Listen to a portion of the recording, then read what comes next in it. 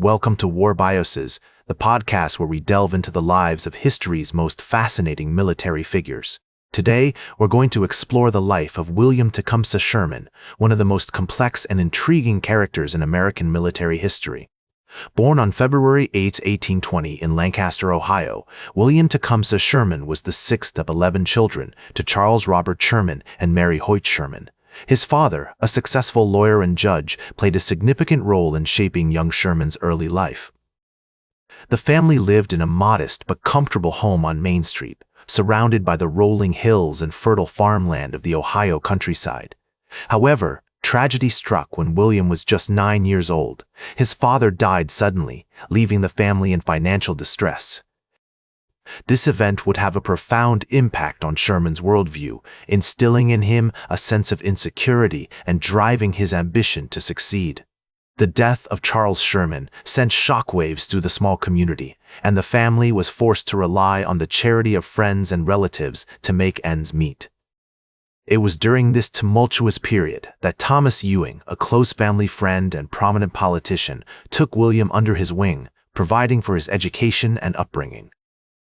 The Ewing household, with its strong emphasis on learning and civic duty, would prove instrumental in shaping Sherman's formative years. Thomas Ewing, a man of great influence and wisdom, saw potential in the young William and became a mentor to him, guiding him through the challenges of adolescence and beyond. As a young boy, Sherman attended local schools in Lancaster, where he developed a passion for mathematics and literature, laying the groundwork for his future academic pursuits. His teachers remembered him as a bright and curious student, always eager to learn and please. In 1836, at the age of 16, Sherman received an appointment to the United States Military Academy at West Point, courtesy of Thomas Ewing's influence. This was a turning point in Sherman's life, marking the beginning of his journey towards becoming one of America's most renowned military leaders. Sherman's time at West Point would prove pivotal in his development as a military leader. He excelled academically, particularly in the fields of mathematics and engineering, and developed strong bonds with his fellow cadets, including a young Ulysses S. Grant. The Academy's rigorous curriculum and discipline also helped to instill in Sherman a sense of self-reliance and personal responsibility. As he navigated the challenges of cadet life, Sherman began to develop a deep appreciation for the strategic and tactical aspects of warfare, skills that would serve him well in his future campaigns. As Sherman navigated his early years at West Point, the United States was on the cusp of significant change. The Mexican-American War loomed on the horizon, and the country was grappling with the complex issues of slavery, states' rights, and westward expansion. The cadets at West Point were aware of the tensions building in the country, and they often debated the issues of the day, with Sherman being an active participant in these discussions. The years leading up to Sherman's graduation from West Point in 1840 were marked by personal growth and intellectual exploration. He devoured books on history, philosophy, and literature, developing a broad perspective on the world that would serve him well in his future endeavors. As he prepared to embark on his military career, Sherman was filled with a sense of purpose and anticipation, unaware of the challenges and triumphs that lay ahead. His time at West Point had given him a solid foundation in the principles of warfare, but it was his experiences in the years to come that would truly shape him into the leader he was destined to become. The historical context of Sherman's early years is crucial in understanding the man he would become. The United States was expanding rapidly, and the military was playing an increasingly important role in shaping the nation's destiny. As a young officer, Sherman would be thrust into the midst of this tumultuous era, forced to navigate the complexities of war, politics, and personal relationships. As Sherman graduated from West Point in 1840, he was commissioned as a second lieutenant in the 3rd Artillery Regiment, marking the beginning of his distinguished military career. The young officer's early years were marked by postings in various parts of the country, including Florida, where he played a pivotal role in the Second Seminole War. This experience would prove invaluable in shaping his understanding of guerrilla warfare and the importance of adapting to unconventional tactics. The sweltering heat and unforgiving terrain of the Floridian wilderness served as a crucible, testing Sherman's mettle and fostering a deep appreciation for the complexities of irregular warfare. In 1842, Sherman was stationed in Fort Moultrie, South Carolina, where he met his future wife, Eleanor Boyle Ewing, the daughter of a prominent Ohio politician. Their marriage in 1846 would be a long and enduring one, with Eleanor proving to be a steadfast supporter throughout Sherman's career. During this period, Sherman also developed close relationships with fellow officers, including Ulysses S. Grant, who would later become a key ally and friend. The camaraderie forged during these early years would serve as a foundation for the strong bonds of trust and loyalty that would define Sherman's future collaborations. The Mexican-American War broke out in 1846, and Sherman saw action in California, where he served as a commissary officer. His experiences during this conflict, particularly his role in the occupation of Los Angeles, deepened his understanding of the complexities of military governance and the importance of maintaining order in occupied territories. The dusty streets and adobe buildings of Los Angeles became a proving ground for Sherman's nascent leadership skills as he navigated the delicate balance between military authority and civilian cooperation. After the war, Sherman was stationed in various posts, including New Orleans and St. Louis, where he became increasingly disillusioned with the slow pace of promotion and the limited opportunities for advancement.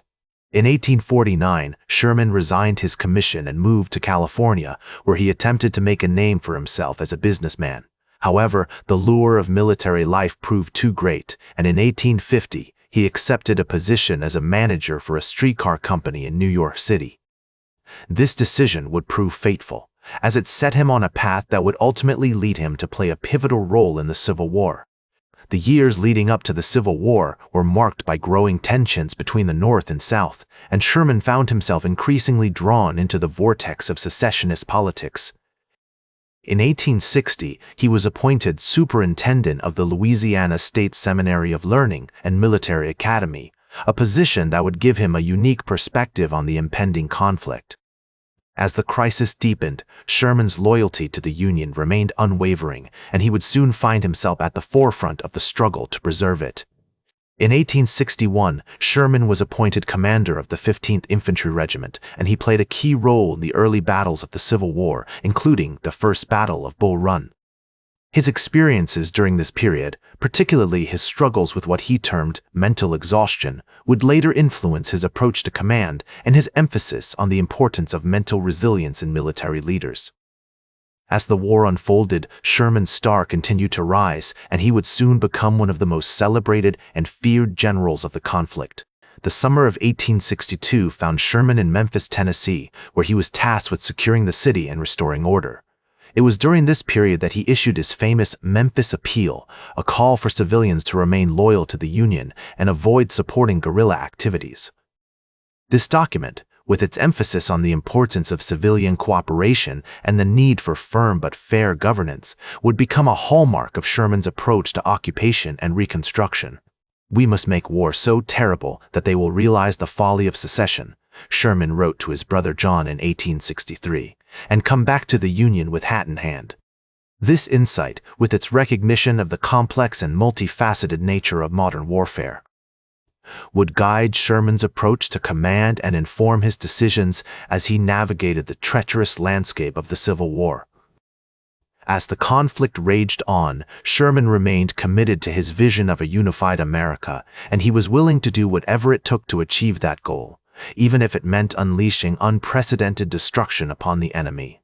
As Sherman prepared for the epic campaign that would soon unfold, he couldn't help but reflect on the long and winding path that had led him to this moment.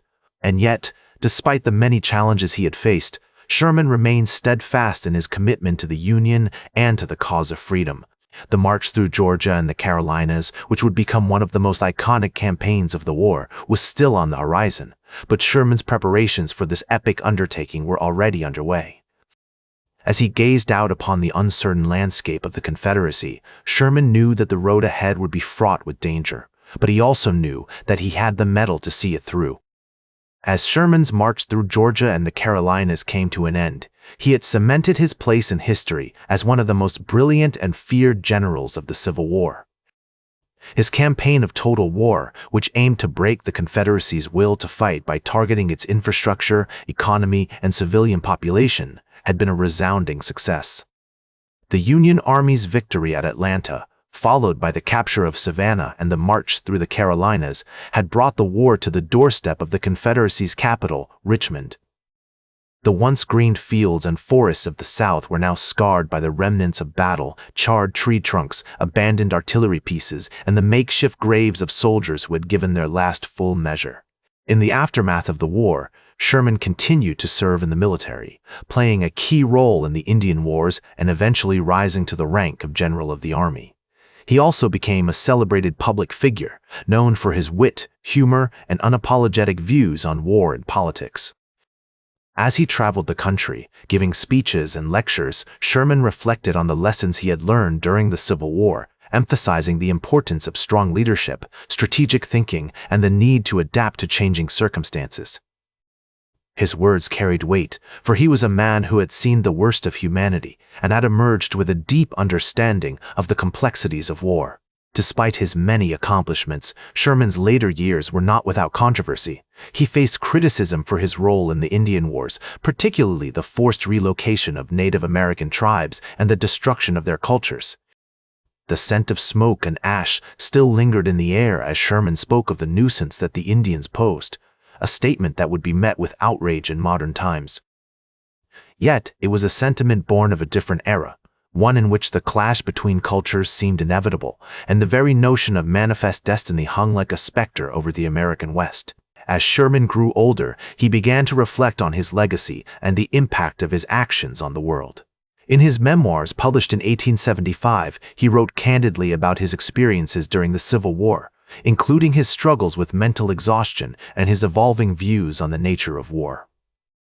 These memoirs, which have been hailed as a masterpiece of military literature, offer a unique glimpse into Sherman's mind and personality, revealing a man who was both deeply introspective and unafraid to speak his mind. The pages of his memoirs are filled with vivid descriptions of battlefields, from the crimson-stained fields of Shiloh to the siege lines of Atlanta, each one etched in his memory like a scar. Sherman's death on February 14, 1891, marked the end of an era in American history. He was mourned by millions, including former soldiers, politicians, and ordinary citizens who had been touched by his life and legacy. The funeral procession wound its way through the streets of New York City, past the cheering crowds and the solemn-faced dignitaries, as the nation bid farewell to a man who had left an indelible mark on its collective psyche. Today, Sherman is remembered as a complex and multifaceted figure, whose contributions to American history extend far beyond his military victories.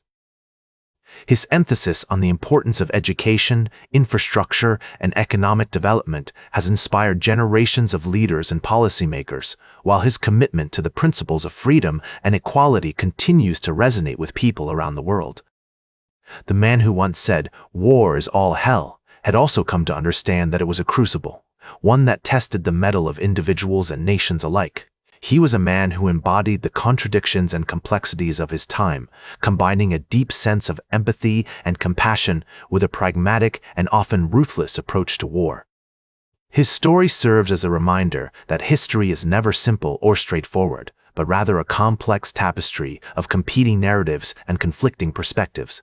As he himself once said, "The legitimate object of war is a more perfect peace," a sentiment that continues to guide us today as we navigate the complexities of our own world. That's all for today's War Bios. Remember to like, share, and subscribe, and until next time, I'm General Biography reminding you to keep marching toward victory.